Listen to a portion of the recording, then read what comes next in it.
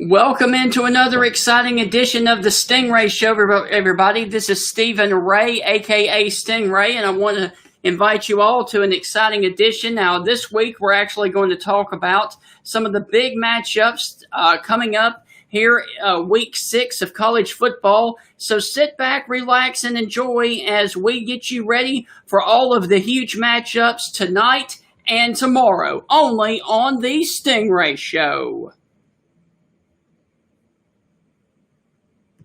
The Dogs and Stingray are coming for you!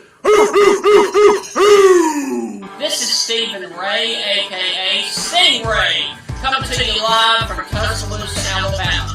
Good afternoon, Mr. Feinbaum. Stingray here, and I'm about to keep the ball with you, like all the Auburn students do down at Auburn. Worst defense ever! So without further ado, here is the biggest.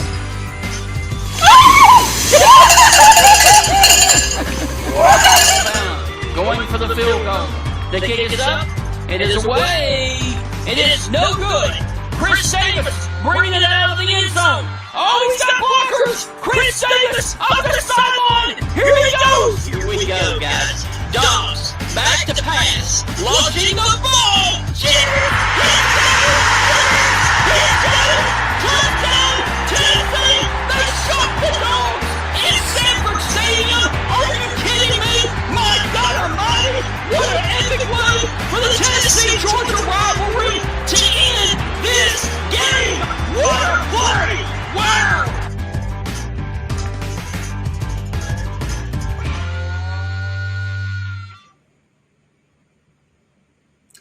Good afternoon, or good morning, I should say, everybody. This is Stephen Ray, aka Stingray, and welcome into another exciting edition of the Stingray Show here on social media. And I want to go on ahead and start off the Stingray Show with a little bit of, give me just a second.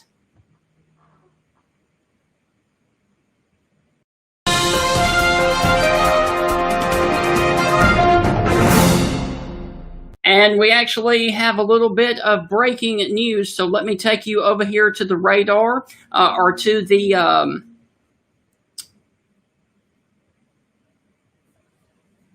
internet here. And we currently have Tropical Storm and Hurricane Delta, which is churning over the northern Gulf of Mexico, and it is moving towards the Cameron, Louisiana, and Lake Charles area once again, unfortunately. Those places were really devastated a couple of months ago by Hurricane Laura, and now this system and hurricane is moving right towards the same area again.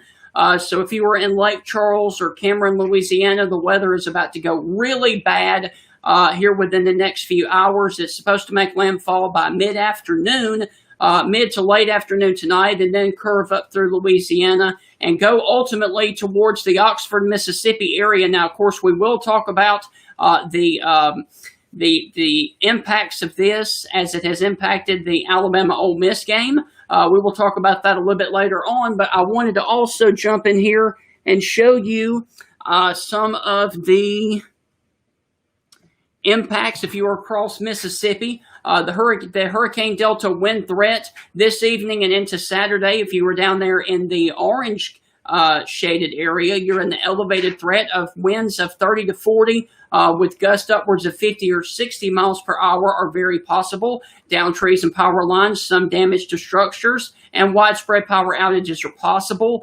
basically from Vicksburg and Natchez, Mississippi on off to the south and to the west. And for the rest of you guys, 20 to 25 mile per hour winds with gusts upwards of 30 to 40. Weakened trees may break and fall, and isolated power outages are very possible. Now, let me take you over here and show you that there is a flash flooding threat, basically from the west of I-55 to off to the west. 4 to 8 inches of rain are possible. Areas of flash flooding are very likely. Some roads may become flooded or possibly closed. And some structures possibly threatened with inundation, and that is in the orange thread. And then in the yellow shade, 2 to 3 inches are very possible from I-55 off to the east. And real quickly, I also need to mention that there is a threat of isolated tornadoes this afternoon through early tomorrow morning for the possibility of a few isolated spin-up tornadoes. So you need to keep abreast of the latest weather information. And as always, keep it tuned right here to my social media accounts. If there's any tornado warnings, I will be right here breaking back in and doing long-form coverage. And one more stop, if you're over here in West Alabama, basically from Montgomery to Alexander City line in Alabama and points off to the northwest. It does include Demopolis, Tuscaloosa, Birmingham, Anniston, and Gadsden. There is a chance for a brief tornado and damaging winds upwards of 60 miles per hour tomorrow from 1 to 9 p.m. So once again, we have to watch all of this weather conditions. Now, I know that tomorrow is a college football day, but I do believe that severe weather and tornadoes are more important than, football. So I'll be here tomorrow watching weather and watching the weather trends. And if we have any warnings, I'll be right here on social media for you guys. All right, so let me go back over here. Let me turn this off. And I want to say welcome into the Stingray Show. And I'm actually going to bring up my co-host now. And let's bring in my buddy Heath. How's it going, my friend? Steven, it's Friday. How about you, brother? I'm doing good. Did you actually watch that game last night? No, I was calling the Hernando High School, Lewisburg High School football game last night. They moved their game to Thursday night due to the weather coming in. And matter of fact, the remnants of Delta have just arrived. So yes, it's coming. Absolutely. Well, what is on Tuesday's show, we actually did a long form discussion about, Mississippi State and Arkansas. And because of the video issues that we had, unfortunately, we didn't talk about any of the other games. But there was also some other big upsets last week. Of course, Texas and Oklahoma both went down. And that could be, that kind of took a little bit of the sting out of the big game for tomorrow, the Red River rivalry. The Little River rivalry. Yeah. Who cares right now, right? The Yep. little 12 and their little football games over there. I don't know what's going on in the Big 12 this year. It's garbage. It's when you're barely winning games against Houston State. But you know what? Let's concentrate on the good thing about the Big 12. K-State making a run, and TCU. Hey, anytime TCU is beating Texas in anything, that's right. That's something big for the Horned Frogs and their fans. So I like the underdogs. I like the little guys. I like it when the little guys start growing a program. I always have. So, there's some things to watch on there. But I will say this. I was talking to an Oklahoma fan the other day, and he told me, he said, we might just beat Kansas this year. I said, well, don't doubt Les Miles. And he said, if we lose to Les Miles, I'm burning everything Oklahoma that I have. Yes. As you can see right here, TCU has beaten Texas out of the last 6 out of the last 7 times. So they've obviously had their number, and Texas had the chance to win. We'll get to the highlights right here. They had a chance to win, and then they fumbled the ball away going in right there at the end of the game. So, they got to shore up the turnover situation if they want a shot to knock off Oklahoma. Yeah. I don't know that game off the top of my head. You said 5 out of 6. I wonder if that one game that Texas won, how close was it? Was there any controversial calls? I'll do my homework after the show just to know for myself. But give it up to TCU. They made the plays when they had to. They stepped up when they needed to and made it happen. They put one in the W column. Yes. So, hey, Horned Frogs. Absolutely, and we'll let this go on ahead and finish out. But, man, this was a back-and-forth game, definitely, all throughout the game. It's a fun game, but, that right there was the game-saving tackle for TCU, because right here we're going to see on the next play, the running back fumbles the ball and gives the ball back to TCU late there in the game. So that was a crucial mistake for Texas going into that game, and then ultimately they lost the game because they could not get a stop from TCU. And so that was a huge upset for the TCU Horned Frogs as they do knock off Texas last weekend. And, man, is it time to panic if you're a Texas fan because of the coach there, Tom Herman, really hasn't done anything with this team. I mean, this is basically a carbon copy of the Mac Brown era there. Well, Mac Brown, I think, won at a higher level. Everyone expects national championships and things. They think you can just throw money at it and buy them. And, yes. Oklahoma State has proven that's not the case, and other programs as well. Oregon is a huge one. Right. But with that being said, look at Bobby Bowden at Florida State. I mean, it took him, 20-something years to win it? Look what Georgia did to Mark Richt. They fired him because he's not Nick Saban. Right. If I'm not mistaken, and I'm almost certain of this stat, Rick won 40 games in the last 4 years when he was let go. He was averaging 10 wins a year, and they fired him for that. That blows my mind. So Texas, Texas has destroyed 2 conferences. Now they're destroying themselves. Right. They destroyed the Southwest Conference. They basically destroyed the Big 12 when the conference realignment happened a couple of years ago. Now they're just self-imploding and destroying themselves. So with that being said, and I'm not going to try to throw shade at Tom Herman, but didn't Tom Herman kind of agree to the South Carolina job? And then when South Carolina lost to the Citadel, he's like, yeah, that's going to be too big of a job. I'm going to take this Texas job instead. Right. Wow. Hey, I don't know if that's good or bad for South Carolina, but it doesn't look like Texas is doing much better, if any. Right. And they've got a lot more money in Texas. A lot of that Texas tea, that oil money to back that program. Right. Now let's also talk about another huge upset last weekend, and this one knocked Oklahoma completely out of the polls this week. As you can see, Oklahoma was up 17-6 right before the half, and then here comes the Cyclones right back.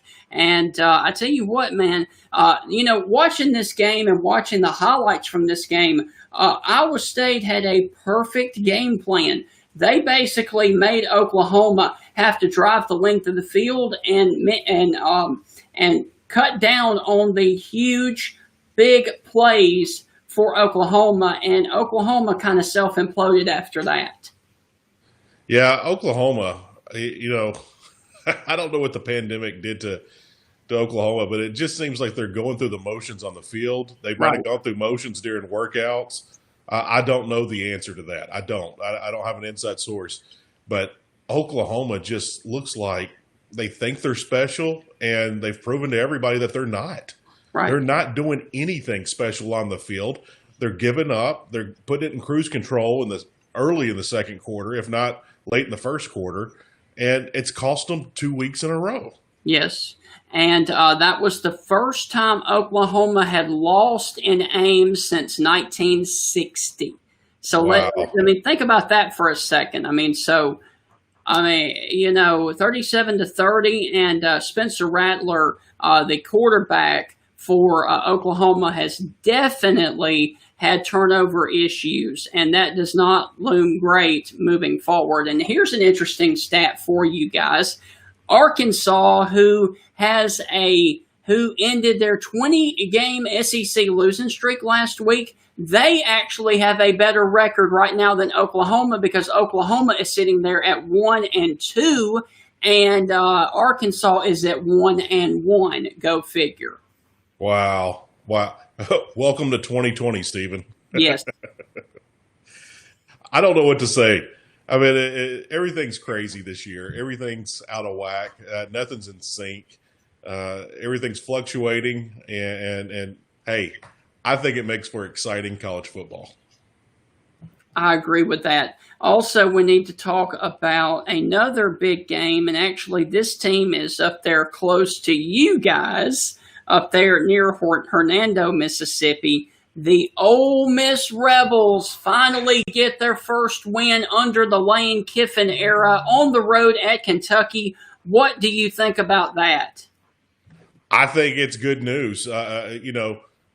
I do think it's funny that a lot of people here locally in DeSoto County, right here where Hernando's the county seat of DeSoto County, a lot of people are trying to sell their tickets for this weekend because they don't want to sit in the hurricane. They don't want to sit in the rain.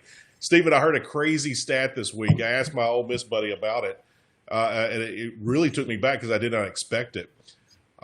They said, I believe it's the last 4 seasons, Alabama has scored at least 59 points in all 4 contests against Ole Miss. 59 or more points, right, in the last 4 years. And so, the lane train is looking good on offense, but man, that defense is a train wreck. That's the train wreck defense. I don't know where the Land Sharks are, but man, and how Alabama looked last week, yikes. I think Alabama can throw it. I think they can throw it and run it. Ole Miss gave up over 400 yards on the ground to the Wildcats, but guess what? Ole Miss won.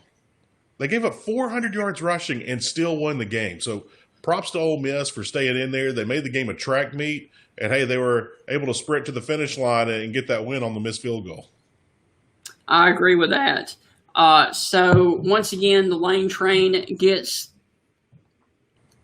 their first win underneath just a second here. Underneath Ole Miss. I'm trying to get my thoughts together. I do apologize about that. I can't see.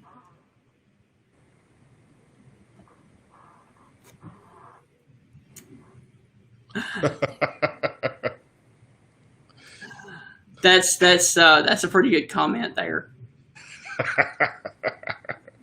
Well, when our tech specialist checks in, I'm sure she'll be asking for her paycheck next, right? Absolutely. All right, I tell you what I'm going to do. I can't see the comments. They're slow coming in, so I'm going to refresh my browser. So if you would just kind of take over hosting just for a second, if you don't mind, I'll be right back. Not a problem, Stephen. Huh? Not a problem. Okay, it'll be less than 30 seconds. I'll be right back. So if anyone makes any jokes about Stephen, this is the time to do it, right? No. Well, this weekend, I was looking at the weekend. It doesn't look like there's going to be too many good games coming up in the SEC. I mean, there looks like there could be 3 possibly good games, but there could absolutely be 7 blowouts. This could be some boring football, but at least we got the rain. And, Stephen, that's the quickest 30 seconds I have ever seen in my life. Well, I thought, yeah. Well, are you ready to bring in our first guest? Yes, absolutely. I'm excited about it. It's actually going to be Peter Burns first, and then we're going to have the other guy. So real quick, let me ask him, make sure that he is ready to go.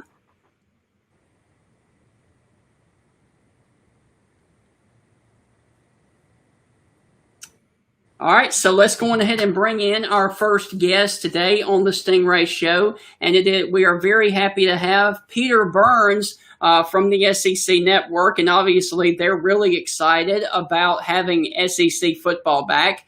Peter, how's it going? Man, it's going well, Stingray. I just wish I got back from the gym because you've motivated me to get in shape here this fall, man. You look great. How you feeling? I'm doing good, man. Thank you so much. And I feel great, and I'm really excited to have you on. No, I appreciate that, man. Yeah, we're excited. I mean, you're talking about this college football season, and there were so many ups and downs that, over the course of the last couple of months, we didn't know if we'd ever get to this point. But, so far, 14 of 14. Every single game that we've had scheduled has been played.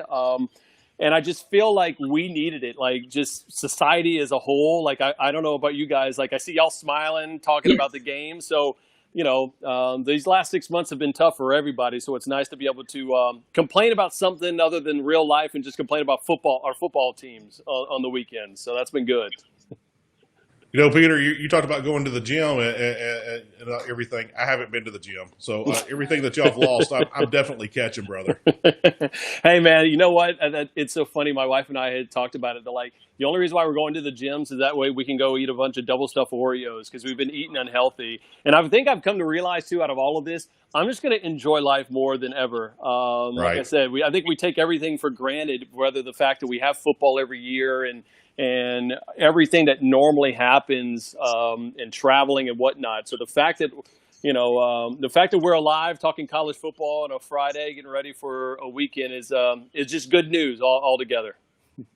Absolutely. Well, first off, what did you think about Arkansas ending their 20-game SEC losing streak last week on the road at Mississippi State? Yeah, I mean, I was really impressed with what Barry Odom has done with his defense. Yeah. And that was one of the things I had talked to Marcus Spears a couple of days ago, right after that game. He said, hey, he had talked to Barry Odom and said they really felt like they had a good game plan coming in. And I'll tell you this, watching that game, not only was I happy for Sam Pittman and Kendall Briles and everything, but I looked at it on the other side and thought, all right, you see these interceptions from KJ Costello. Why didn't LSU do that a little bit more in week one? Why didn't Bo Pelini make some adjustments when Derek Stingley Jr. was out in that week one and play a little bit more of a soft zone and frustrate Costello? So that's why I'm really intrigued spinning it forward this week, because I think you got two really big games coming up. One is obviously for Mississippi State, what they're going to do against Kentucky. But on the other side, I think Arkansas fits up extremely well with the Auburn Tigers right now, who are banged up. I mean, KJ Britt was announced that he's going to be out indefinitely. They've got some issues on the offensive line and playmakers. So I think that Arkansas team is one that I can't believe that they have a better chance of going 2-1 than Jimbo Fisher's A&M squad going 2-1 this weekend. Peter, let me ask you, I know you're an LSU guy. I'm not trying to throw salt in the wound, but how crazy is it with this Mississippi State team?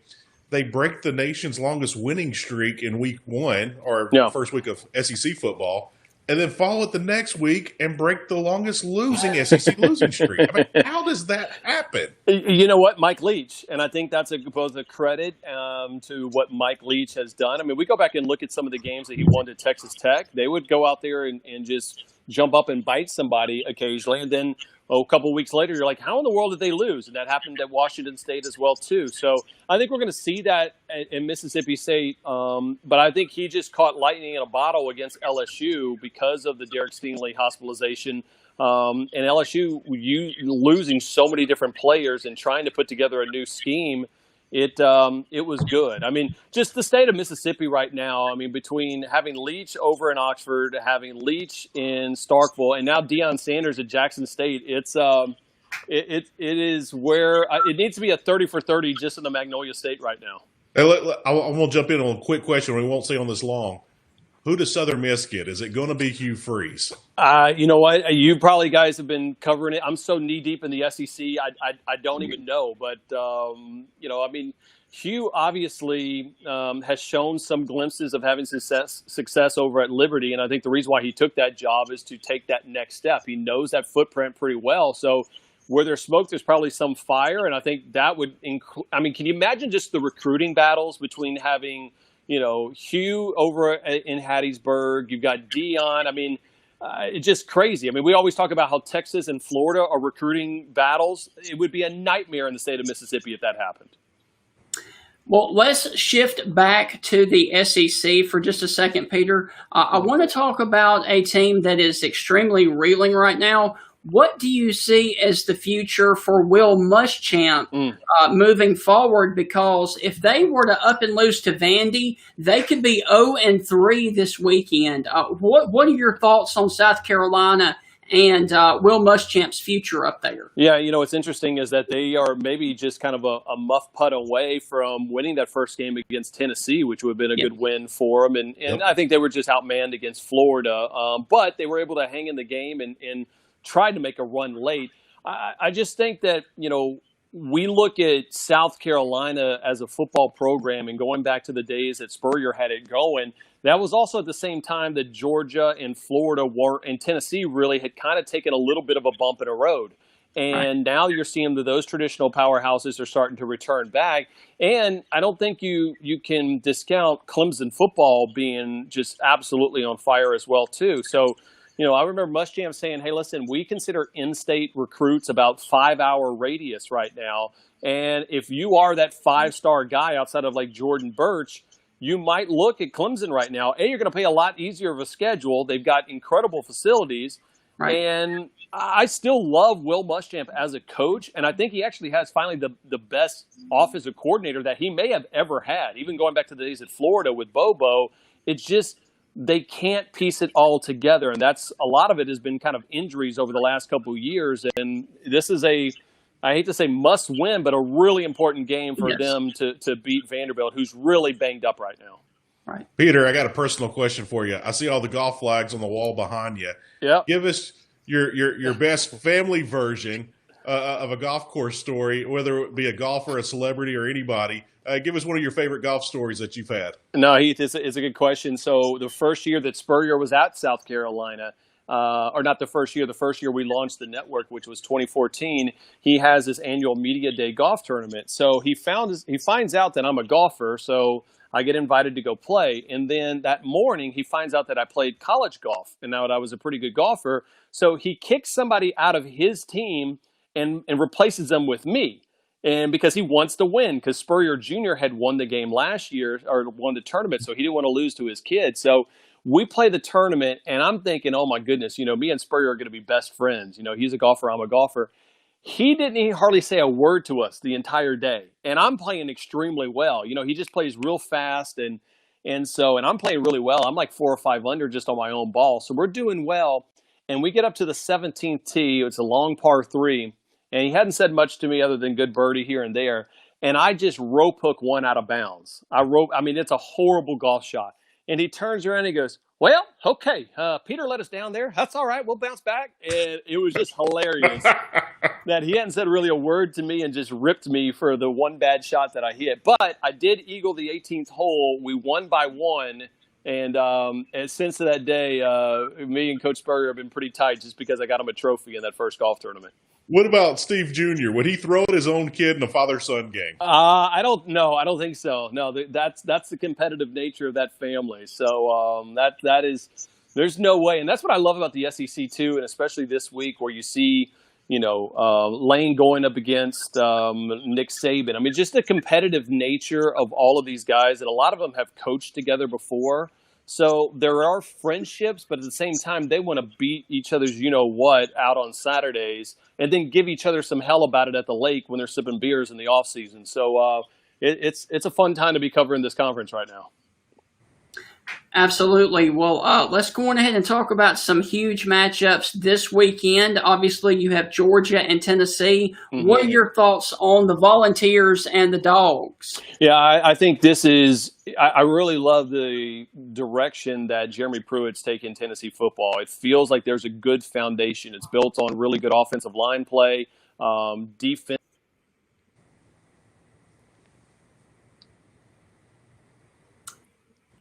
Holloway and Jennings, I do feel.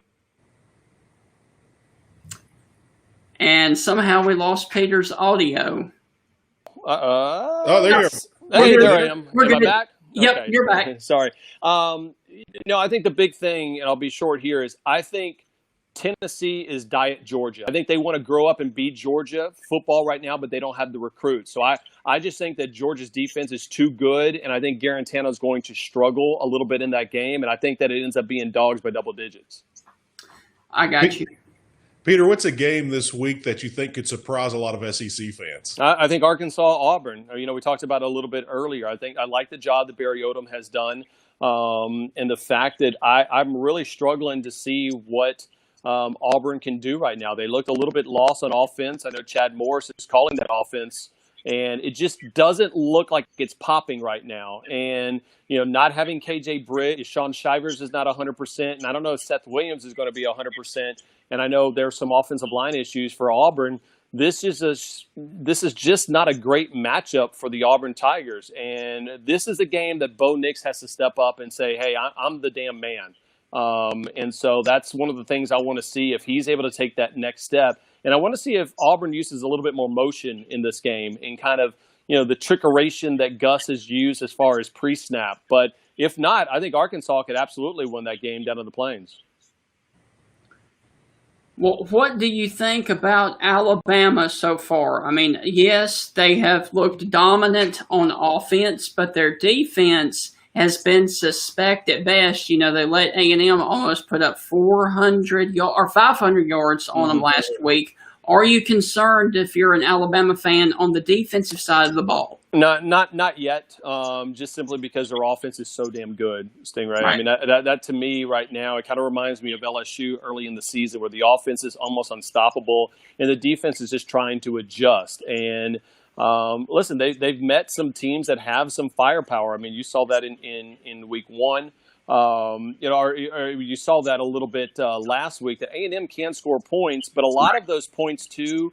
A lot of that yardage was kind of garbage yardage, where it was late into the game after the Aeneas Smith drop pass in the second quarter. So I think they're elite right now, and I don't care what the weather's going to be like in Oxford. I think this ends up being one of these 50 burgers that they put on Ole Miss, and not because it's Lane Kiffin. I just think they're that good. And I talked to Coach Saban last night on his radio show, and one of the things he talked about is, I think nobody really truly understands how much this team was affected by all the turnover for the assistant coaches and coordinators. And I think he's extremely comfortable with Sarkisian and all of his assistant coaches, for the most part, being back this year. And I think that's making a world of difference, and it will make a world of difference on Saturday. Peter, what's a game that might happen this weekend that Hurricane Delta might make it a little bit more interesting or a little bit more fun? Yeah, I mean, I think LSU, Missouri, if for no other reason, LSU expected to be at home. They expected to be in Tiger Stadium, and all of a sudden it's like, all right, now we got to move. We're going to have to play an 11 a.m. kickoff time. And, oh, by the way, we're going to be on the road. So, and this will be the, second straight road game for them. And that game right there, as you see, SEC Network alternate. By the way, graphics are great on this, guys. Y'all are killing it. I love it. Thank you. Because your face is covered up when you say that. That's okay. I'll look over here. But, yeah. No, I think, I want to see what Connor Bazelak is going to do. I think LSU might struggle a little bit. Even in the win against Vanderbilt last week, that seemed more of LSU winning because of recruiting, not so much of how smooth the offense looks. And I think with Nick Bolden, that defense, they were able to hold them in check. I think that game, honestly, will be a little bit closer than people think. I think LSU wins that game, but I do think because of the hurricane and the change, I think that just changes the mental mindset of LSU going into Como.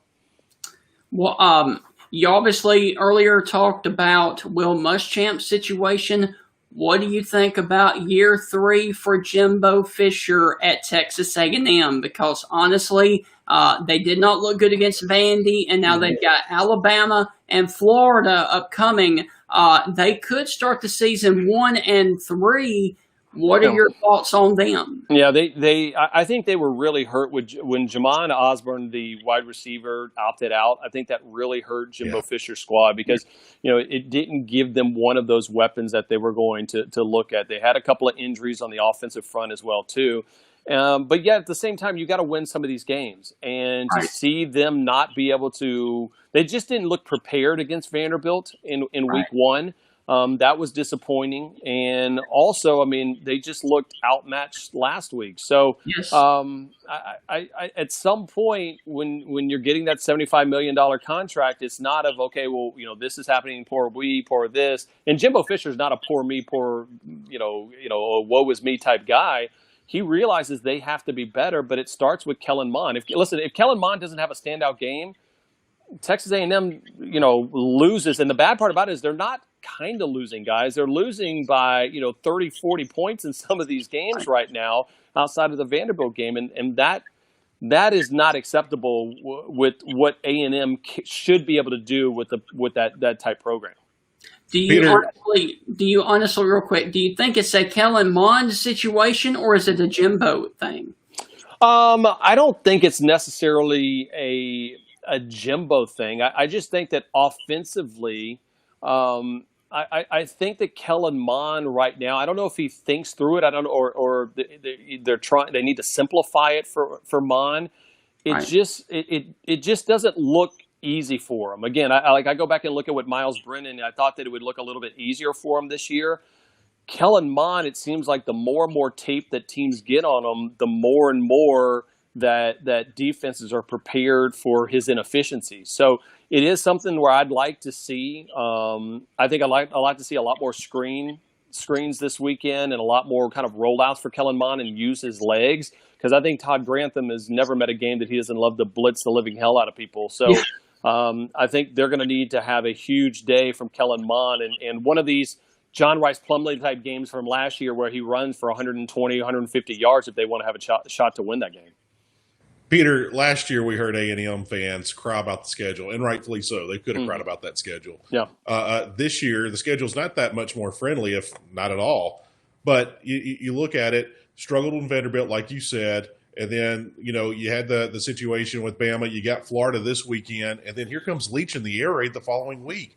I mean, if they look bad in week one, and then they have, heaven forbid, 3 straight losses, and they look bad in all 3. I mean, what's going on in College Station? Yeah, I mean, I go back and look at it, and it's a great question, Heath, because I don't think it's a situation where you go, Jimbo just can't get it done there. I mean, I think 2020 is such a weird year.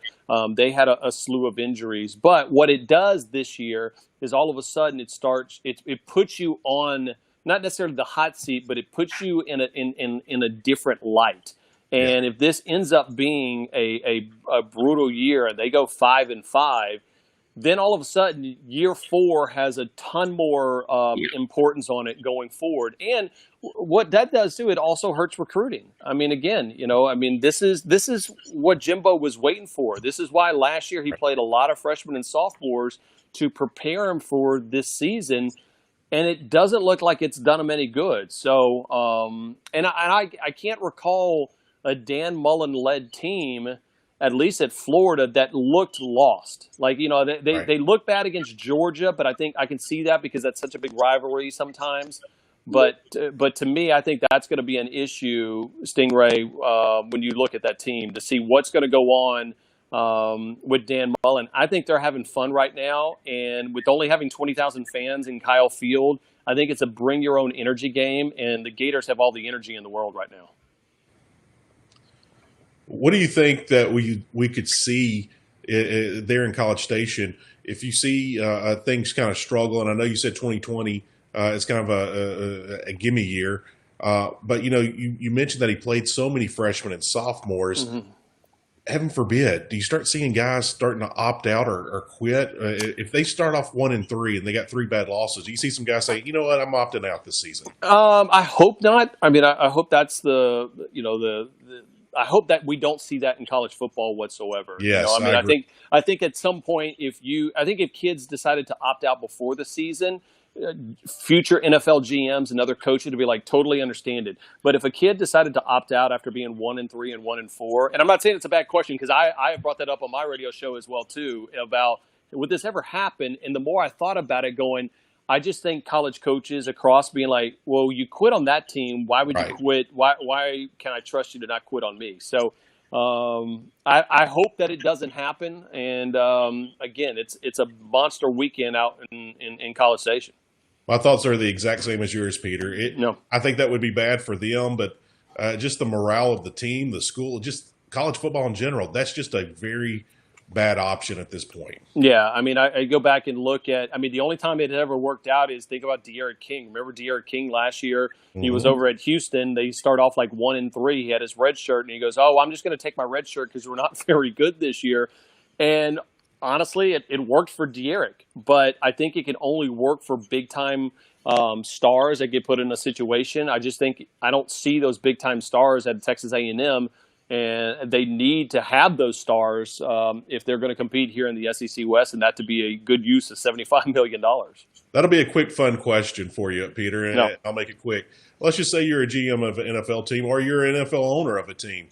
Would you shy away of taking a De'Aaron King after he did that last year? Because I would personally. I think it's how he handles it this year. At the end of the day, I think that if you are torn about, I don't even know if this guy's worth a 6th or 7th round draft pick, but you look at the success that Lamar Jackson has had, that Patrick Mahomes has had, that mobile quarterbacks have had in the NFL. I think now at the end of the day, unfortunately in the NFL, if you have extreme talent, you play by a different set of rules. And that's probably with everybody in every facet of life right now. So, I think that's why this weekend against Clemson is such a big game for them. And I want to see if Clemson finally gets a team with a heartbeat because it seems like they've just been able to cakewalk over the last couple of years. So we'll see. I don't know if you guys can hear it, but I'm getting ready to have to leave because I got a 3-year-old and a 1-year-old downstairs that are starting to kind of lose their minds. So I better get down there and start helping out a little bit. But Peter, I'll leave you with the Rodney Dangerfield question and quote. Yeah. What's the greatest thing about kids? Making them. I was going to say either making them or the tax write-off. I think those are probably the only 2 things that I got right now. So, guys, I appreciate it. Stingray, you look great, man. Thank you for the great opportunity to be on, and we'll holler at you guys soon. All right, man. Thank you, Peter. Take care. All right, man. That was pretty awesome. Yes. I was looking forward to Peter coming on with us. I enjoyed that. Peter, a wealth of knowledge, but what about that Steve Spurrier golf story? I didn't see that one coming. I tell you what, he's full of stories. I know that. And, of course, he's an LSU grad, too. Right. So he must not be liking what he sees down there so far from the Tigers. What LSU fan is happy right now? I know. I would argue that LSU, and we should have asked Peter this, Stephen. I think LSU fans are more disgusted this past weekend over that week 1 loss after State loses to Arkansas. I think that just made the loss even worse. Yes. To MSU. So, there's a lot of transition going on down in Baton Rouge. Can they figure it out? Yeah, I think so. But can it take some time? I think this LSU team, it's going to take some time to figure things out. Real quick, I want to show you this because I want to start something new here on the show. Should I be scared? No, not at all. This is actually pretty funny. I want to do a Flashback Friday since it is Friday. Now, this was played on the Feinbaum Show 6 years ago today, and I want to play this for you, and then we'll come back and discuss it. Good afternoon, Mr. Feinbaum and the Feinbaum Radio Network audience. Paul, last week I sent you in a rant, and apparently it went pretty well because Mississippi State dominated Texas A&M. Now, Paul, I have a bone to pick with one of your callers, Charles from Reeltown. The past 2 days, Mr. Feinbaum, he has called in, but he's been throwing stones at the University of Alabama. Now, let's talk about why Charles is throwing stones at the University of Alabama. The true reason, Paul, is because he's worried about what's going to happen to his Auburn Tigers in Starkville in Davis Wade Stadium on Saturday, because he knows Auburn is a fluke. He knows that Mississippi State is going to do the same thing to Auburn that they did to Texas A&M and LSU. They're going to issue a country boy ass whipping on them Auburn Tigers. Hell State!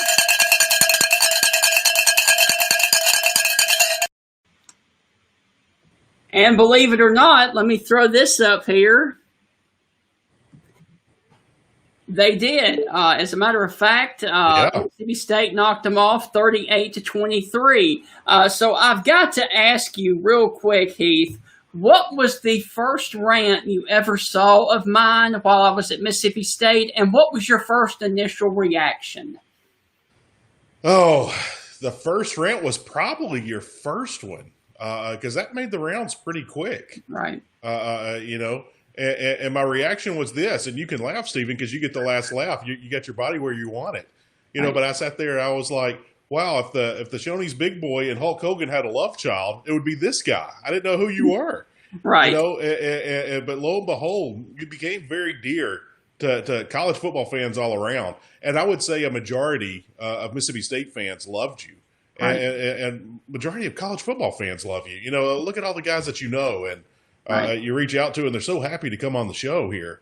And everyone's very happy of what you've done with your life and turn things around. So, of course, it's the internet. There's haters out there. Oh, yes. We all know about that.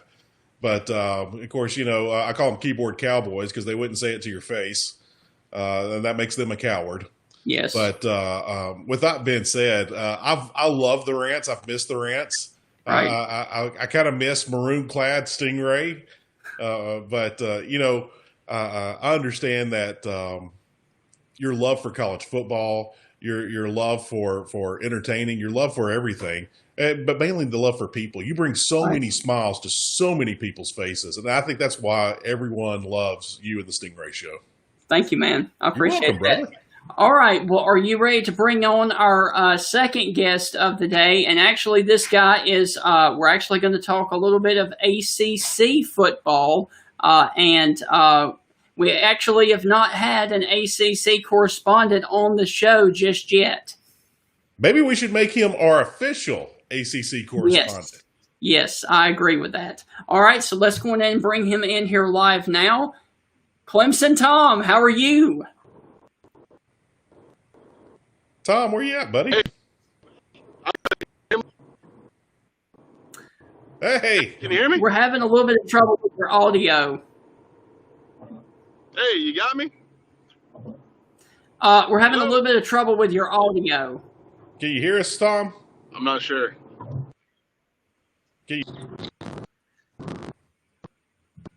Man, we're having trouble with the audio, live TV, You need to reach out. I can take over. Yeah, just go ahead and take over for just a second and Sure. let me contact him, okay? Sure. I'm gonna put you up full screen. Fine by me, brother. Okay. So earlier in the show, we talked about the games that's coming up weekend. 7 SEC games. They could all be 7 blowouts. This might be a boring weekend of football. The rain might save some of these games and make them more interesting and just have rain and mud football due to Hurricane Delta. 3 games that I think that you might want to keep an eye on. Georgia, Tennessee. Can that game get out of hand really quick? Yes, I think Georgia could get that game out of hand really quick. You also look at Mississippi State, Kentucky. I think that's going to be a very nip and tuck game. But if Kentucky comes out and establishes the run early and Mississippi State didn't have an answer for it, or if the air raid and Mike Leach take off with Mississippi State, that game can get it could get out of control really quick. So this weekend, it's going to be some fun games to see. What will we get? I don't know. All right, let's try him again because he is back on the stream. All right. Clemson Tom, what's going on, bud? Hey, can you guys hear me now? Yeah, we're good. Good day. I don't know what was going on, Stingray. They're trying to sabotage us. I know. Listen, real quick, I want to ask you, first off, congratulations on being ranked number 1, voted the number 1 fan by Bleacher Report and ESPN. So let me ask you this. How did you get that title? Man, I really don't know. That was back when Bleacher Report was able to they would always vote on fans. Right. And I really just woke up one day and all my buddies sent me the link. And they're like, I had no idea it was even up for an award. I got it like 2 years in a row, and then something came out with ESPN, kind of the same thing. It was cool. It was back when I think you and I might have started YouTube videos around the same time. I might have been out there maybe a season or 2 ahead of you. It was kind of right around that whole time. I don't know if I'd get it again. I haven't made any videos in a while, but Right. yeah, I mean that was a different time back then, bro. That was some fun stuff. Oh, definitely. Well, can you kind of just talk about real quick what it was like going from the Bowden era at Clemson all the way to the Dabo era here now? Oh man, the Bowden era. I might have invented curse words during the Bowden era. Yes. If I was older, my hair would have turned grayer a lot sooner. It was fun. You always felt like you were like 2 players away from making it. You know what I mean? And then you'd have your CJs and you get your Charlie Whitehursts and Jacoby Fords, but you always felt like you needed like two more guys. So we always felt like we're on the cusp, and then you go out and you beat, Florida State, and then you turn around and you lose to Montana State Baptist Christian Community College the following week, and there was no consistency, and it was heartbreaking. And then Dabo rolls up, and he has a few good years, some building years. I'm living on cloud nine. Tom, I got a true or false question. Are you a gangster? Because I was looking at some of your stuff earlier, watching the Caboose and other stuff, and I was like, man, Tom's a gangster. No one's ever called me a gangster before, brother. It makes me sound tough, so I'll take it. Oh. Yeah, I mean, I've done some stuff I could say that's pretty gangster. Sometimes, especially in those YouTube video days, you couldn't tell me nothing. I was late 20s, had a decent job. My wife was gorgeous. I was just out there having fun. Nowadays I think twice before doing half the mess I did. But yeah, man, I just didn't care, to be honest with you. I knew how to toe the line and how not to do anything, that'd get me in trouble with the law. But man, I mean, looking back, sometimes I cringe. I can't believe a quote unquote broke into Auburn Stadium and ran around on their field talking about how we're going to go there and dominate the game and all that other kind of fun stuff. Here's a question that I think everybody would like to know. What's an idea that you had that you eventually said, this is a really bad idea. This could land me in jail. This could be bad. That you didn't do, that you wish, or maybe you didn't wish, but something that you talked yourself out of. Well, when we played Georgia and we did the home and home series, I pulled every string I could possibly pull to borrow Uga to do a video. I mean, you name it, I was bribing people. I'm like, I'm not gonna hurt your puppy. Like, don't worry about it. I love dogs. We rescue dogs in my house. I just needed them for 30 minutes to shoot a video making fun of them. That's all I wanted to do, and I couldn't get. Boys probably would have put a bounty on for that one. So I ended up just finding an English bulldog with a friend of mine, and I just pretended it was Uga, and it went over pretty well. But man, I mean, can you? A 5-minute video sitting next to Georgia's mascot just making fun of him, Billy Bob and Jimmy Lee down in Athens. They're gonna come, they're gonna Google my address, come burn my house down. Oh, there's a joke that just about all SEC fans know from Louis Gazard. That dog would bite you.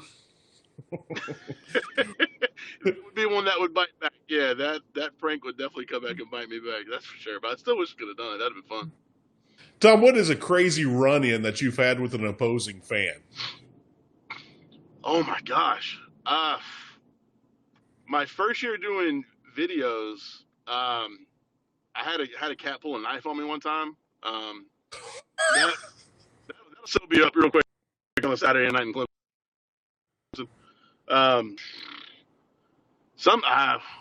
One couple asked me to I feel like I had guys like I've been in a store in downtown Clemson, and someone introduces, I'm like, oh, thank you so much. Like, oh, watch your videos, you're awesome, and they'll buy me stuff like when I'm there. Like, there's last spring game, had a guy buy me a polo. He's like, I saw looking at this, man, you needed it. Thank you so much. I was like, do I owe you money back for it? I mean, I appreciate the polo, but come on, like. I can get my polos, but it's stuff like that, man. It's just something I can do a YouTube video on a dare and it turns into something crazy. I mean, look at Stingray. He got his own show now. It's on video, looking all professional. I mean, it's crazy what the internet can do, for sure. Yeah, it is. It absolutely is. Tom, are you still married? What does your wife think about this stuff?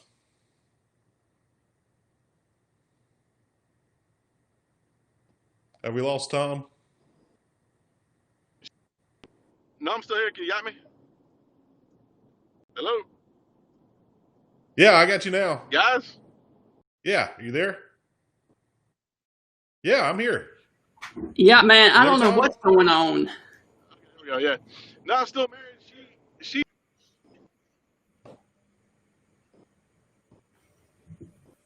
You got me? Man, I don't know what's going on. We'll have to get Tom back. Tom is a gangster. He really is. We should bring Tom on like once a week, just to let him tell a story. Right. You know, like, Tom, here's 3 minutes. Tell whatever story you want. It could be, hey, fiction can be fun, right? Yes. So I do not know what's going on, but we will get it worked out. We will get it fixed, right? So like you say, a work in progress. Work in progress, Wilp. So what would you like to talk about now? While we try to work on his audio and stuff. Oh, do you want to run down the games? Do you want to? We've covered the hurricane. We're not going to get into politics or COVID. So that leaves us college football, right? I agree with that. Let me pull him back up and see if we can just get audio. Tom, you there? Tom. Nope. Apparently Ground not. control to Clemson Tom, right? Yep, that's right. All right, man. So, actually, you know what? I think I want to pose a question to you and to the viewers as well, because, I probably should have talked to you about this in private, but I want some feedback. Should we continue to do the show on Friday from 11 to 12:30, or should we go back to the afternoons and do it on Thursdays? That's a good question, Stephen. I like Fridays. Right. Right now, I could be convinced Thursdays. Usually my Thursdays are crazy jam-packed with things after another. Fridays, it starts to slow down a little bit for me. Right. Not always. Being self-employed, it changes every couple of minutes. So, but with that being said, I don't know. And Anthony sent in a question earlier talking about the Missouri Tigers. He had his I don't know if it's his bachelor party or he's going to a bachelor party. Right. But he said that they were going to be watching the Stingray Show this weekend during the bachelor party, and he wanted us to talk about the Missouri Tigers. The Weird Offense, self-titled there by Missouri. Got a little bit of a quarterback controversy going on there. Yes. Do you roll with the freshman? Do you roll with the TCU transfer? Don't know. Roundtree's looking good, running the ball. The receivers have been inconsistent. There's some big-time playmakers. Yes. There's some recruits that are on that team. They have not shined yet. Are they bust? I don't know. Have you had some stiff competition? Yeah, you kind of have. You started off the season with Alabama. Bama usually beats you 2 weeks in a row by beating you up. Can Missouri turn around and get it going? I don't know. What are your thoughts, Stephen?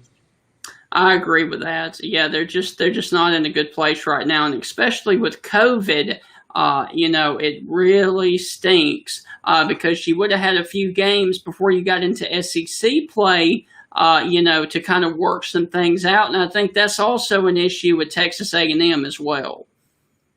Yeah, and sadly, Missouri, kind of like Texas A&M, you've got a brutal schedule to start the season. Yes. I mean, you got Alabama, you got LSU. I mean, you got some tough ones there in front of you. Yes. So, can Missouri fluster LSU? LSU has not looked dominant in anything yet, but LSU's getting better each and every week. I expect LSU to get better.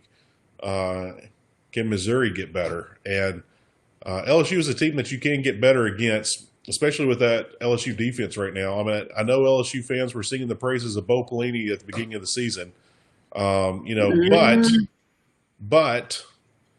Bo Pelini hasn't looked good. Hasn't looked good at all.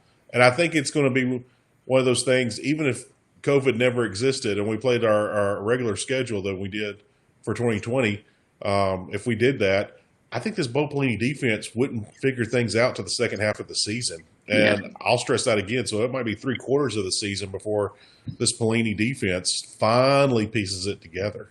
Right.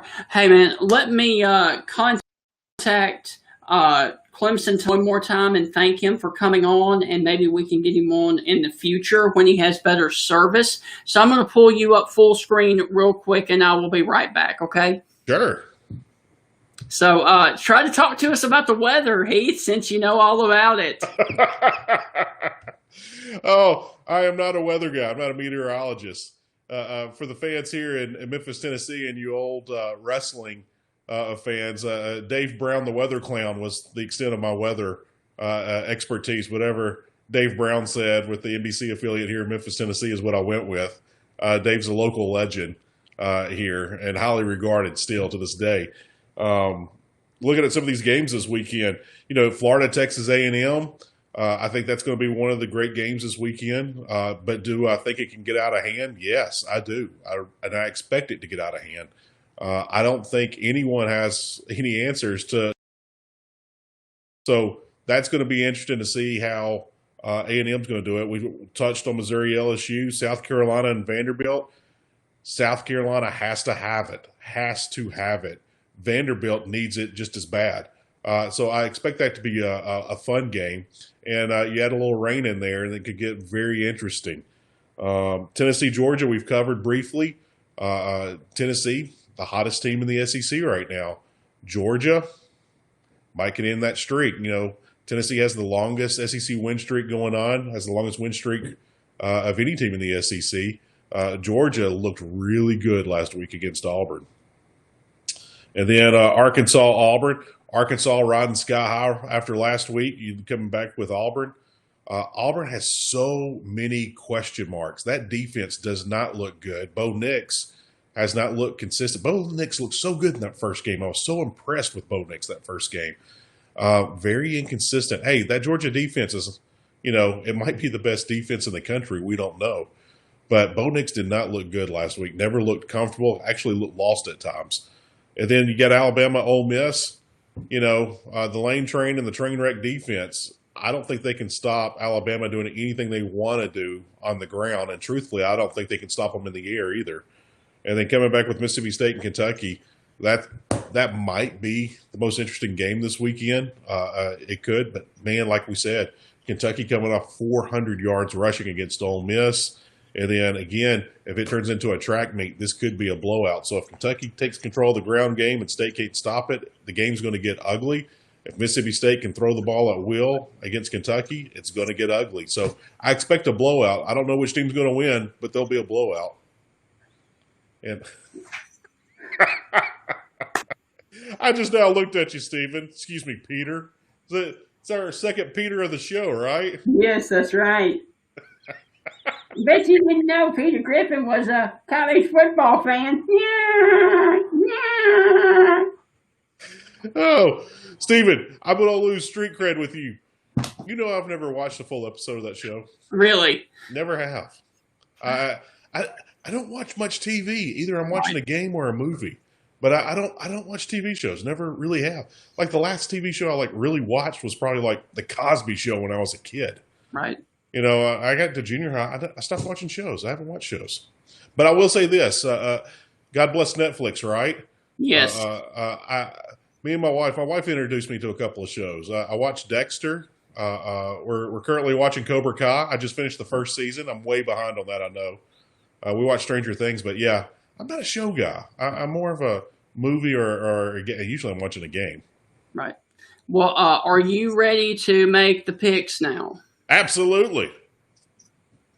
All right. Well, I think we will start. Obviously, last night was Houston playing their first game of 2020. And the Tulane actually looked pretty good in that game, but Houston ultimately won that game, came from behind, and knocked off Tulane by a final of 51-31. So that was a huge win to start off the season for Dana Holgorsen. Yeah, Dana Holgorsen, it's either up or down over there with him. Right. I don't know what to expect out of Dana Holgorsen. I don't know what to expect out of Houston. Houston, yeah. I've always, Houston was supposed to be a part of the Big 12 originally. They were supposed to be in there, and some backroom politics happened. This is some nerdy fun for everyone. Baylor controls the state when it comes to politics. There's a lot of Baylor grads that control the state politics, and so Baylor, at the very last second, pushed Houston out, and they slipped into the Big 12. Right. And you talk about just a huge difference. I remember Houston as a kid growing up, especially in the late 80s, early 90s. Houston was like the team, in the Midwest, especially in the state of Texas. They were dominating. You know, you had Heisman Trophy quarterbacks every year. They were throwing the ball every play. I mean, they were flinging it and spinning it all over the yard. But getting to Houston now, you don't. It's so inconsistent. Inconsistent.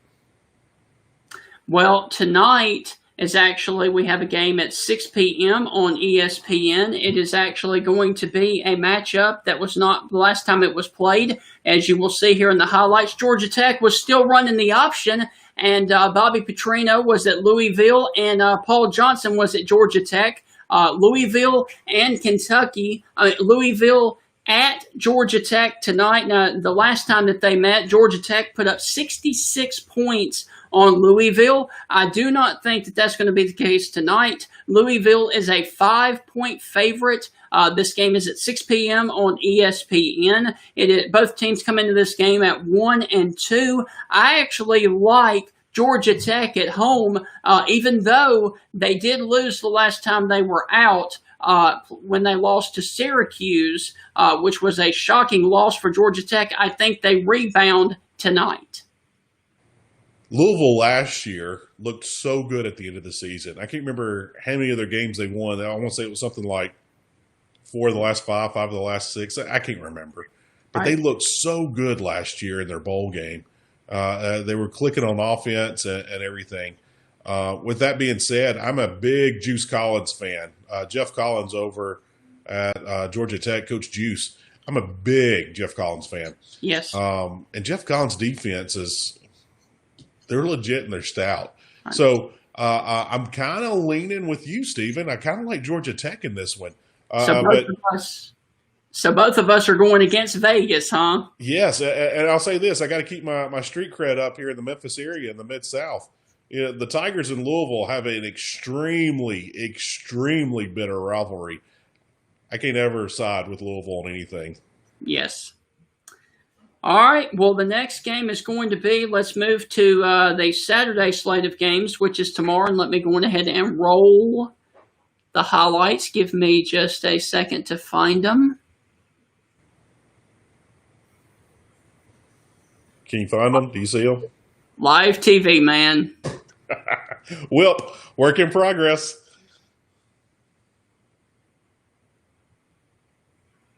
Come on. Where are you? For you SEC fans. Oh, you found it? I was going to say, for the SEC fans that don't know about Louisville fans, if you could take like Georgia fan and Florida fan and mix them together, you kind of got Louisville fan. Like they think they're really special like Georgia does, and they're just kind of loud and obnoxious like Florida fans. If you together, you get a Louisville fan. Right. Here we go. These two teams have not played since 2017, and Jim McElwain was still the coach at Texas A&M. At Florida, and the coach at Texas A&M was still Kevin Sumlin, and Kellen Mond was in his first year as a quarterback, and actually in this game, Texas A&M actually hit 3 fourth-quarter field goals to knock off Florida in the Swamp, 19-17. This game is going to be at 11 a.m. on ESPN in the morning, and Florida is currently a 6-point favorite on the road at College Station. Do you think it's desperation time for the Aggies tomorrow? I definitely think it's desperation time tomorrow. I think that. To touch on what you said, Jimbo Fisher's got that 10-year contract. I think Kellen Mond's contract is longer than that. Kellen Mond has been in College Station for like 14 seasons now. Yep. He's been there forever. I mean, I think he was there back during the Clinton administration. Yes. So, I think that Florida is going to make this game ugly. I think they're going to make it ugly early, and I don't think A&M can do much about it. We talked about A&M last week and Kellen Mond. Kellen Mond is the type of quarterback, and these are the type of games that he does it. And we saw it last week in the first half against Alabama.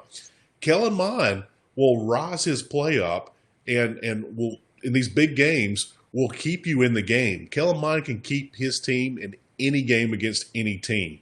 But Kellen Mond also keeps the other team in the game as well. And when they're not playing top-tier competition, that's when he's turning the ball over and throwing interceptions and things. Look for Todd Grantham and that defense to kind of figure everything out tomorrow, and look for Florida to just stomp a mud hole in the Aggies. I don't like this game. I don't think the Aggies match up at all. But I will say this will be the premier game for tight ends in the SEC all season long.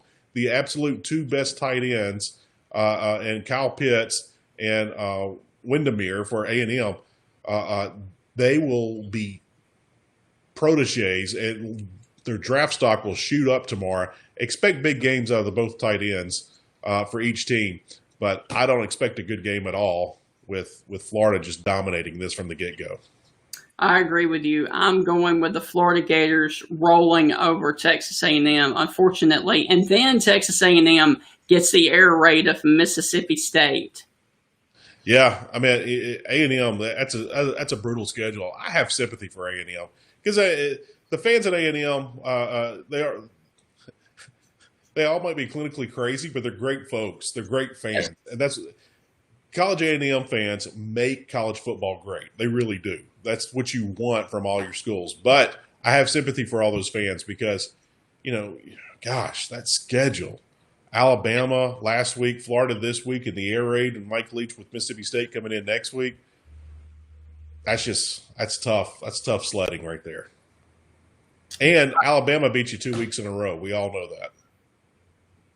All right, next up is going to be a game that was supposed to be, now I don't have any highlights for this game, but this game was supposed to be played at night down at Tiger Stadium. Now this game is going to be at 11 a.m. on the SEC alternate channel, Missouri versus LSU, because it's not at LSU, and I'm not sure with them moving the game who actually the home team is, so I just went Missouri versus LSU, and LSU is only a 13-point favorite over a horrible Missouri team. I think LSU's still going to win this one pretty big. Yeah, I'm with you, Stephen. I'm not necessarily ready to say Missouri is absolutely horrendous, but they're starting to trend in that direction. Anthony, I know you're on your bachelor party, buddy. I'm sorry. Yes. We're talking about your Missouri Tigers. If Missouri can figure some things out on offense early in the game, you can really make this a big day for yourself in the zoo. But I just don't see that happening. LSU is starting to figure things out, and I think you're going to see a different LSU team week by week by week. I think that offense is starting to figure some things out. That defense is taking a little bit longer, and that's shocking. Usually defense figures out things before offense, but Missouri, it's not looking good, brother.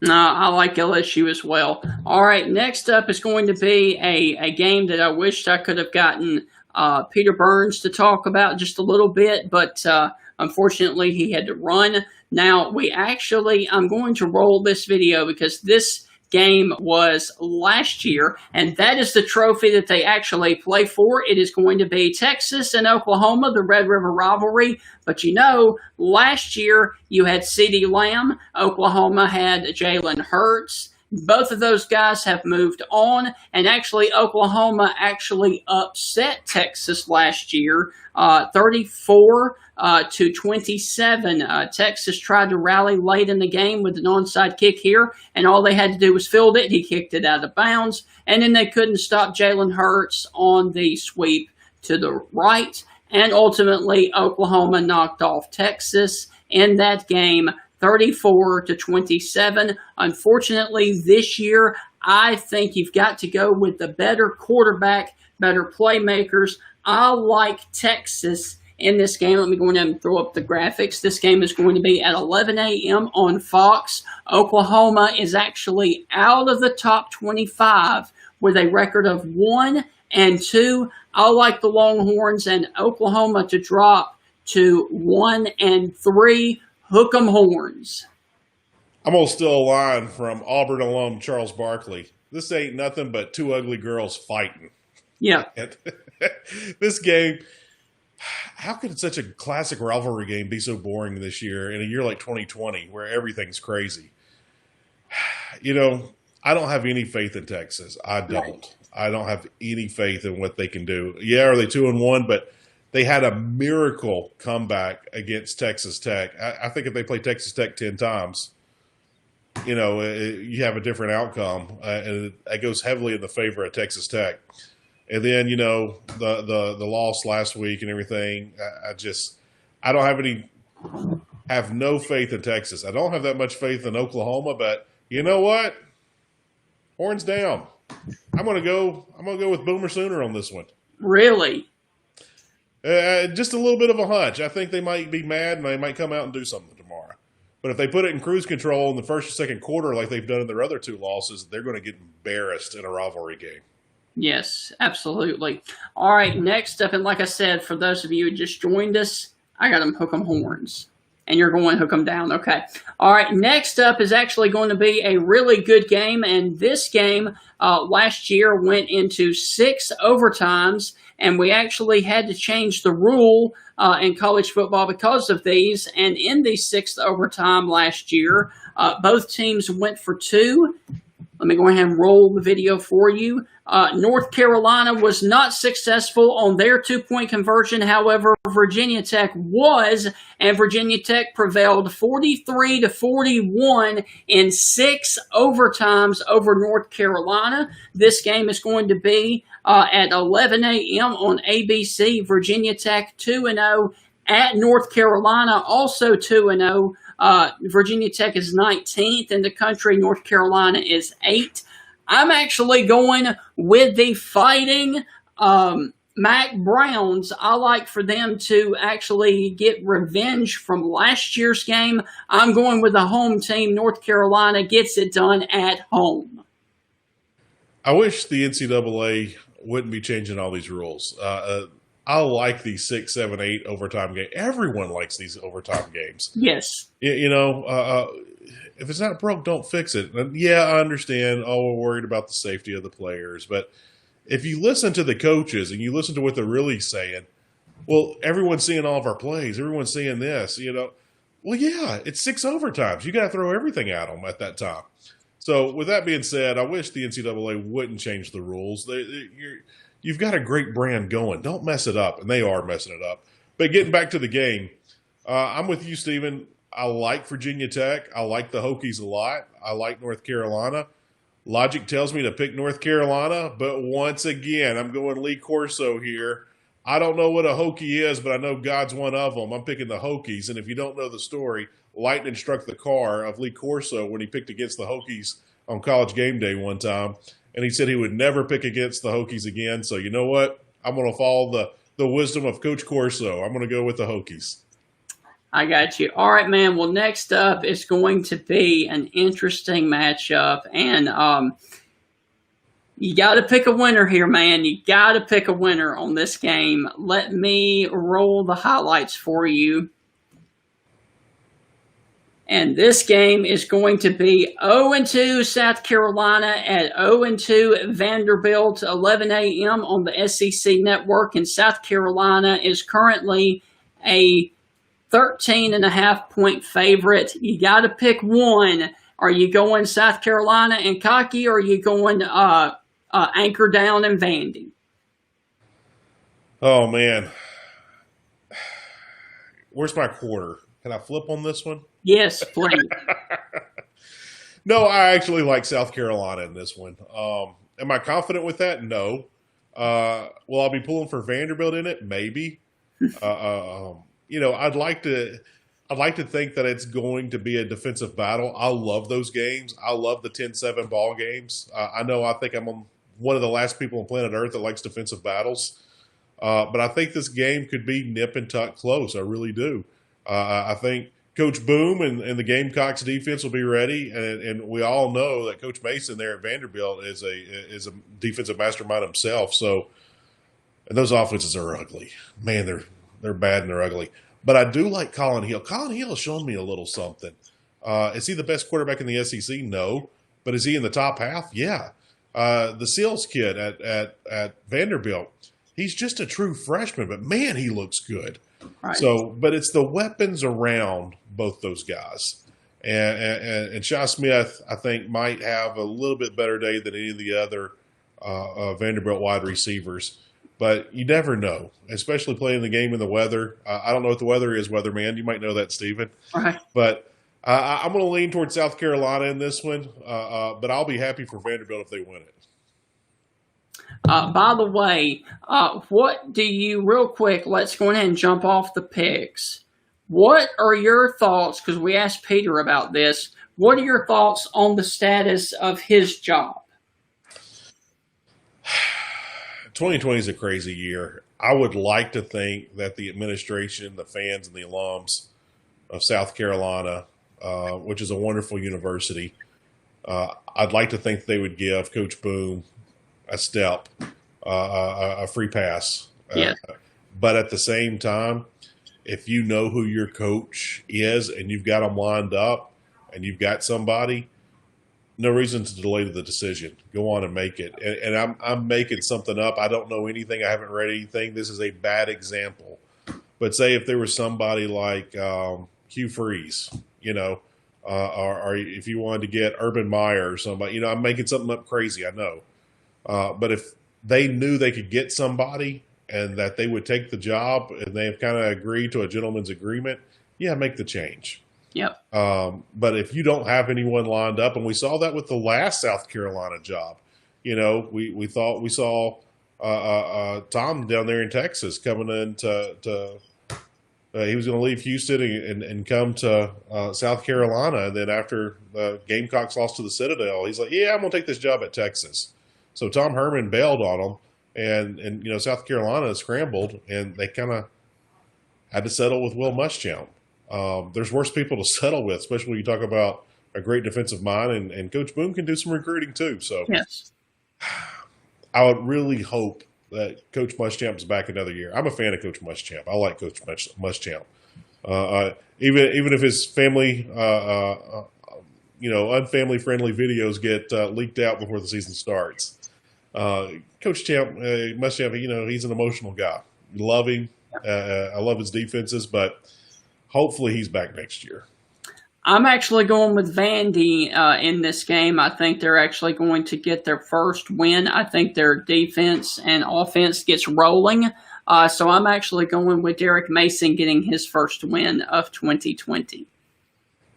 I won't disagree with it. I mean, it's a toss-up game. Like I said, I'm still looking for my quarter. I haven't found a flip on the game.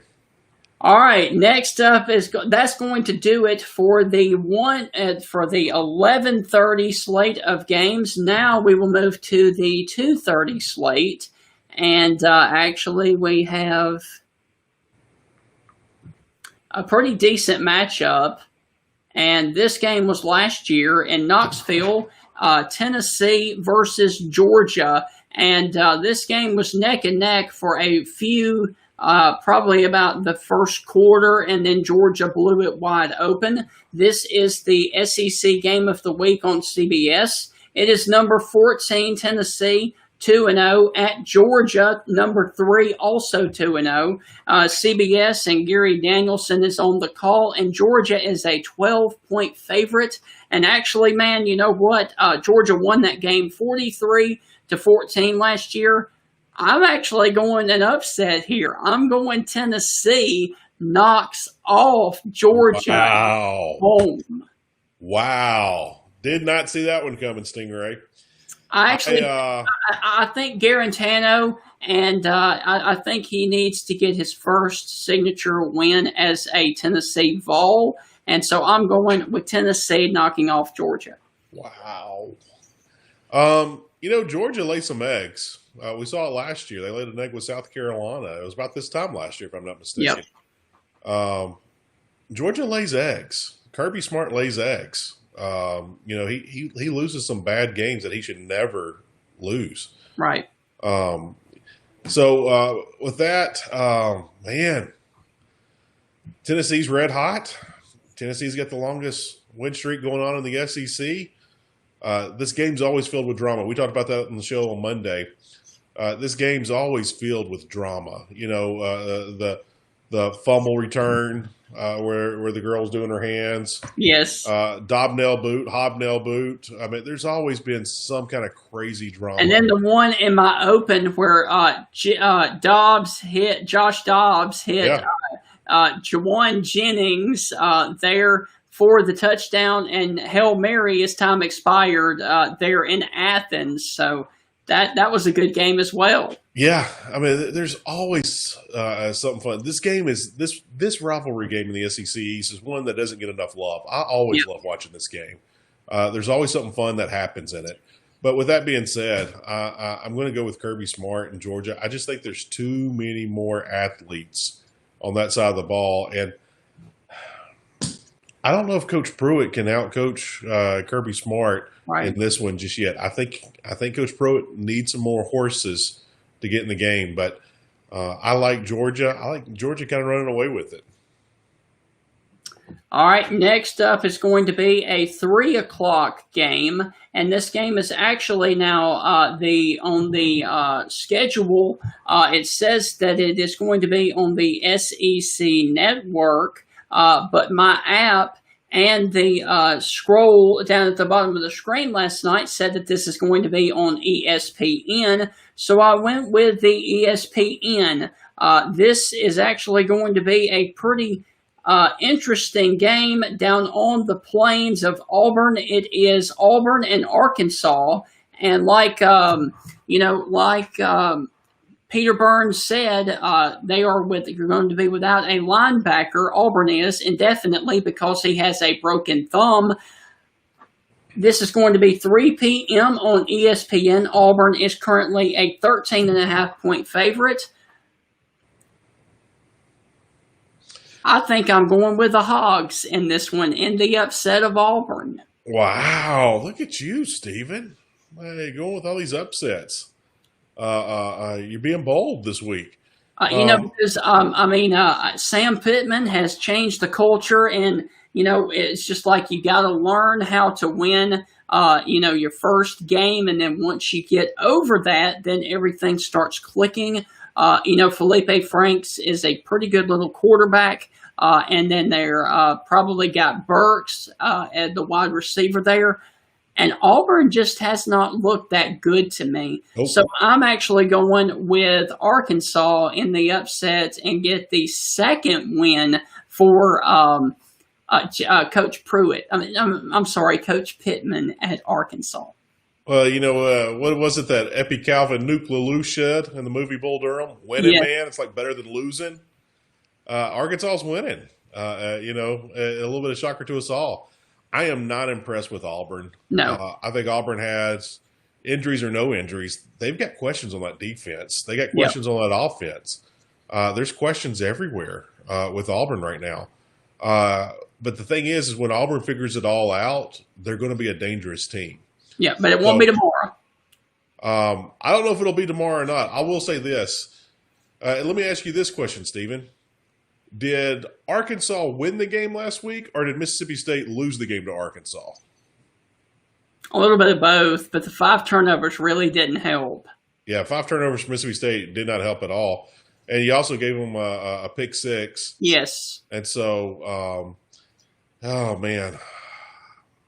I just can't talk myself into Arkansas upsetting Auburn. I just can't. Will I be shocked if it happens? No. Will I be happy for the Razorbacks if they get 2 in a row? I'll kind of jump on the bandwagon there a little bit and keep an eye on Arkansas for the rest of the season. But I really like Auburn to not figure things out, but start to figure things out this week. All right, so I'm going with the Pigs. Woo pig on that one. All right, next up is going to be another 3 p.m. game, and this one is going to be, they're going to have a doubleheader tomorrow on Fox. First of them is going to be the Red River rivalry between Texas and OU. The next one is going to be a pretty sneaky little matchup here, and I would love to get your thoughts on this matchup because both teams come into this red hot. TCU is coming in off the upset loss to Texas. Blah, blah, blah, blah, blah.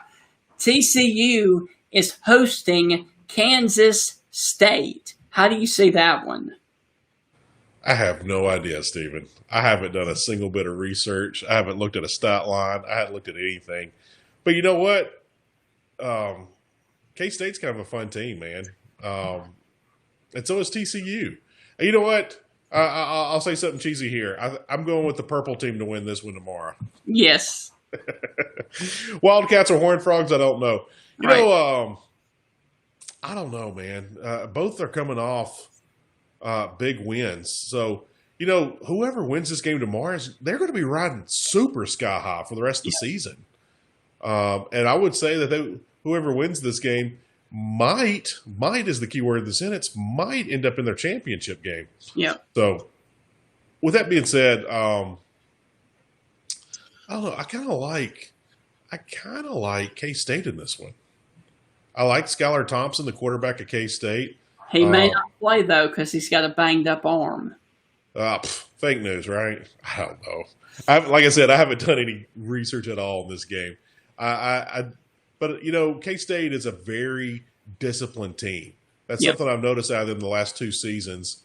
You know, and last year was a new season under a new coach. But that's a very disciplined, very tough team. So I always like tough teams and matchups. You know, I don't always pick the talented team. I pick the toughest team in matchups like this. So I'm going to go with K-State. I agree with you. I'm going with a team from Manhattan, Kansas. So both of us are going against Vegas because Vegas has TCU as an 8.5-point favorite. They know something that we don't. I guess they're riding that I guess they're thinking TCU's riding that momentum over the win over Texas, but I still like Kansas State in that one. I just, like I said, I haven't done any research on it, but K-State, like I said, toughness, discipline, those two things win you a lot of football games. So, yeah, let's go with the Wildcats. All right, next up is going to be at 6:30 on ESPN, and this game was scheduled for a 5 o'clock kick, but it was pushed back because of Hurricane Delta, which will be Tropical Depression Delta at that point. Alabama is currently a 23.5-point favorite on the road in Oxford. This was last year in Tuscaloosa, and that was actually a pretty exciting game for the first quarter because Alabama struck first. And then you'll see right here, they returned the favor to Ole Miss. Now, have you ever seen a play as crazy as this one, Heath? Yeah, I've seen some crazy plays. That's just a good break, man. And a heads-up play, too. Right. Yeah, it goes. He fumbles it. It goes off the helmet right into his arms for the return for a touchdown for Ole Miss. You know, Ole Miss actually put up some points in this game on Alabama's defense and won the game. Alabama won the game 59-31. But as you can see, Nick Saban is obviously not happy with all them putting up those numbers and those points. I still think Alabama wins tomorrow, but I think it could be a game like that once again because I think Ole Miss can score on offense with anybody in the country. You know, Ole Miss likes to put up a lot of points in games where they're heavily outmatched playing top-ranked opponents. Ole Miss likes to put up a lot of points in mop-up time, garbage time. Right. And that's what they did last year against Alabama, as you saw right there in the last highlight. You know, we mentioned it earlier in the show. What is it, like 4 straight years? The lowest point total, and it was last year's game, was 59 points Bama scored against Ole Miss in the last 4 years. Yep. So, you know, they've been putting up massive numbers. Here's a fun question, Stephen. Who has a better chance to slow Alabama down the most? the train wreck defense, or the weather? The weather, definitely. And speaking of that, thank you for actually saying that because you know me, Stingray with the weather. So here we go. Let's see. Bring it up, brother.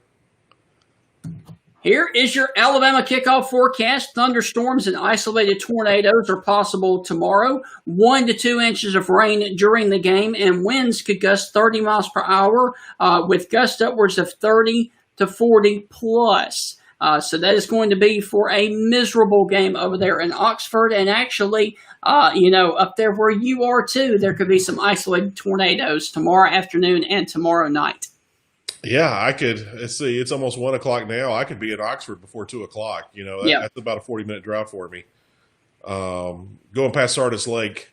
But with that being said, Ole Miss defense has so many question marks when it comes to rush defense, and I know they're the worst rushing defense in the SEC currently. I do not expect those numbers to be improved tomorrow at all. Do I think Alabama runs for 400 yards? I doubt it. Yeah. But I definitely see Alabama running for well over 300 yards tomorrow in that game. Yep. I just, with the weather being like it is, it's going to be miserable. There's 35 mile an hour wind gusts, downpour rain. Man, instead of 3 yards in a cloud of dust, it might be 9 yards in a puddle of mud. Yep, slipping and sliding. Yep. Well, I was about to say, Ole Miss still has the turf, right? Yep. So yeah, there's going to be a lot of slip and slide fun tomorrow there in Oxford, and hopefully no injuries. Yes. Oh gosh, no. You don't want any kind of injuries. Heaven forbid. Right. No. But yeah, man, I have to say it at least once a week. If Ole Miss doesn't win the coin toss, they're not going to win anything for the rest of the day. I really like Alabama in a cakewalk of a game. Do they get 59 points in that weather? I don't know. I think both teams will run the ball tomorrow. Right. I like Alabama too. Now, the next game is actually going to be quite an interesting little matchup, and I might actually tune into this one to kind of see what Notre Dame has. And I will tell you this right now. Notre Dame is a 21-point favorite, and if they do not win this game by 21 points or more, Notre Dame is not going to be a good team this year. This was the last time that both of these teams faced off, and it was a disaster for Florida State as Willie Taggart was still the coach there at Florida State. And Notre Dame just took them to the woodshed that night. Florida State, though, is 1-2, and Florida State is coming off a come-from-behind victory against Jacksonville State, where they were down 21-0 before halftime. Notre Dame comes into this game ranked ranked 5th at 2-0. This game is on NBC at 6:30 p.m. Notre Dame is a 21-point favorite, and like I said, if they do not win by 21 or more, then Notre Dame is not a good team because they are playing a disastrous team in Florida State. Yeah, Florida State has not been impressive at all. And of course, the media loves Notre Dame. It always has and always will. And it's so sad. This rivalry used to be so much fun. The Catholics versus criminals. If you never watched that ESPN documentary, the 30 for 30, Catholics versus criminals. Now, wasn't that with Miami though? Oh yeah, you're right. I am so sorry. You're good, man. You're good. I went criminals instead of Seminoles. Right. So, yeah. But Florida State and Notre Dame used to have a great rivalry there back when Tony Rice was the quarterback at Notre Dame and before the Shotgun Charlie days of Florida State, right at the beginning of the Shotgun Charlie days of Florida State there in the late 80s, early 90s. Notre Dame and Florida State used to have just slugfest, just tremendous slugfest. Right. And I expect Florida State to be a lot of hype and be a lot of high energy to start the game. But To quote Mike Tyson, everyone's got a plan to get punched in the mouth. Yeah. And, I expect Notre Dame to go out there and try to make this game physical. But Notre Dame under Brian Kelly has not really been a physical team. Right. Have they been physical before? Yes. But, like I said, I like tough teams. Florida State's not tough. I'm going with Notre Dame. I'd like to see Notre Dame win this game by a larger margin. Will they? I don't know. I don't have a lot of faith in either one of these teams, but I do like Notre Dame to win. I like the Fighting Irish as well. All right, we got 2 games left, Heath. Let me go ahead and roll the highlights. We're going with the game of the week last. So let me go on ahead and see if I can pull this up. And give me your take on this game first.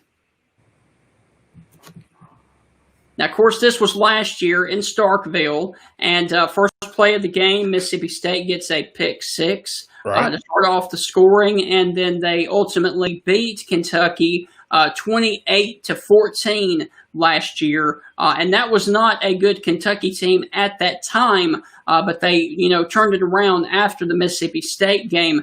How do you see this one up in Lexington tomorrow? Well, I usually don't like bringing history into ball games because a team can change tremendously from one year to the next.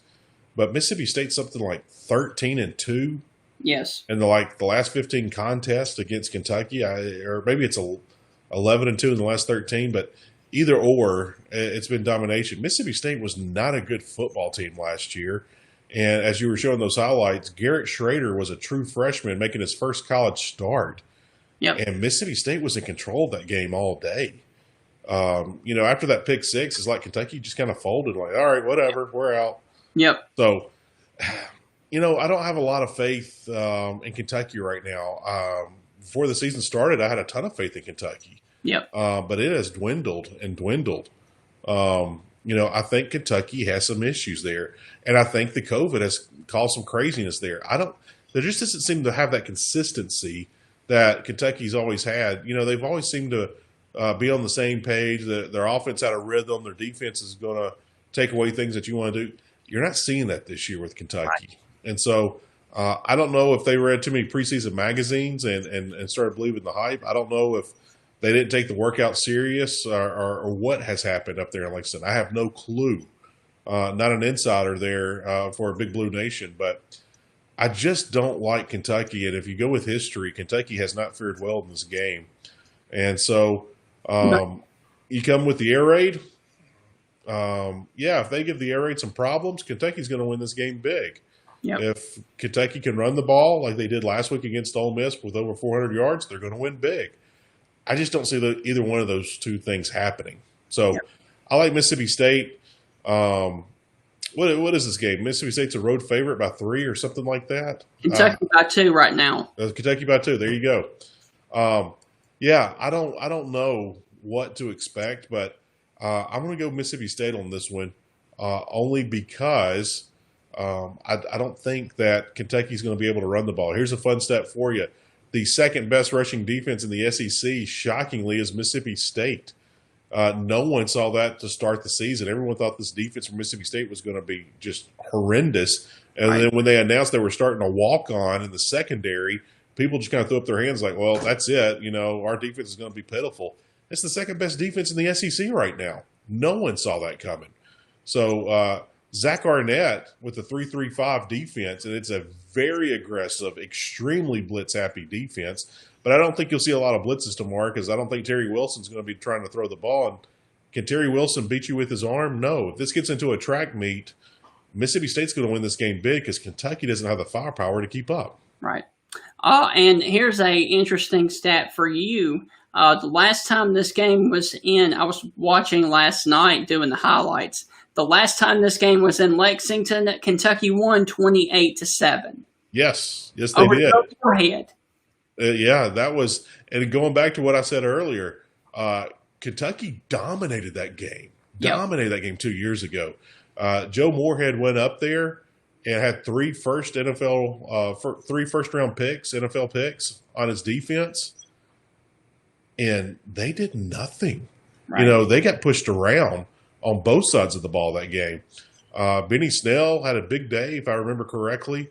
But, Kentucky run that ball at will, and Mississippi State did nothing on defense. But there might be a reason why Joe Moorhead's no longer around in the SEC. I agree with that. All right, Heath, and finally, we are going to the game of the week, and I hate we couldn't have asked Clemson Tom about this game. This game is going to be 6:30 on ABC, and this is actually the site of College Game Day, I do believe. It is the Clemson Tigers versus the Miami Hurricanes, and the last time these two teams faced off, it was in the ACC Championship game in 2017, and Clemson had their way with Miami. The coach then was still Mark Richt, and the defensive coordinator was still Manny Diaz, who is now the head coach at Clemson. And Clemson rolled Miami in that game. 38-3 was the final score in that one. Man, I'm going to tell you what, they're going into Clemson. They're going into what is called Death Valley. But I'm rolling with De'Aaron King. I really like that offense. I like what Manny Diaz is doing. And Rhett Lashley, in his first year as the offensive coordinator at the U gets the upset, my friend. They go into Dabo's house and knock off Clemson. Wow, Steven. Man, you're like the mayor of Upset City this week.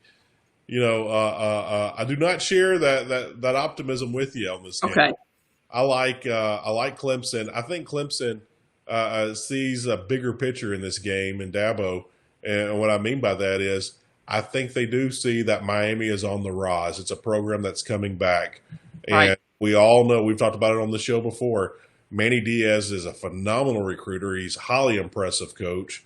Manny Diaz is going to be a household name in college football. He is going to be a big-time college football coach. It's just going to take a little time. Now, if Manny gets the win tomorrow, that Miami team is going to take off, recruiting and everything else. But with that being said, I think Dabo knows that. Now, Yeah. Dabo's known to have some flops every now and again. Remember the North Carolina game last year? They almost lost to North Carolina and had to stop them with a goal line stand. Yeah, and even if you go back, I guess about 4 or 5 years ago, they kept being the best one-loss team in America. They had that title for, I don't know, multiple years in a row. Right. But they would always have a terrible loss somewhere. But like you said in that game last year with the goal line stand, Clemson is starting to figure out how to win those games. So do I think this is going to be a close game tomorrow? I actually think it might be real close, very close, uncomfortably close. But Yes. I do like Clemson pulling it away in the end. And I would not be shocked if Clemson gets a late score and gets it out of reach by 2 scores to win this game. I got you. Well, I like I said, I like the U in that matchup right there. All right, Heath. Well, I think that's going to do it for the Stingray Show. Is there anything else you would like to add before we sign off? Oh, man. Tomorrow's going to be a fun day in the rain for my family. My son plays football. He's 9 years old, so we've got a big rain game tomorrow where we'll be in the rain all day. So hopefully send prayers, good vibes, thoughts, all the above, mainly prayers. Right. That no one gets the flu, everyone stays safe, but really keep the folks in mind down the Gulf Coast in Louisiana and Texas and even Mississippi. There's going to be a lot of tornadoes with the storm. There's going to be a lot of bad things that come with the storm. So keep a lot of people in your prayers over the next few days. And, hey, if you can donate or help out in any way, please do. Absolutely. And real quick, I do want to also mention that we actually do have a few updates from the Storm Prediction Center and the National Weather Service in Birmingham. So what I'm going to do is I'm going to sign off on this show and then come right back to Facebook and do an update on the weather. So once again, stay right here on my Facebook page. I will end this show talk to Heath briefly, and then I will come back with another update on the weather from Hurricane Delta. So I hope everybody has a wonderful weekend, and I hope you guys have enjoyed the show. And as always, God bless. Take care, everybody. The Dogs and Stingray are coming for you! This is Stephen Ray, a.k.a. Stingray, coming to you live from Tuscaloosa, Alabama. Good afternoon, Mr. Feinbaum. Stingray here, and I'm about to shoot the bull with you like all the Auburn students do down at Auburn. Worst defense ever! So without further ado, here is the biggest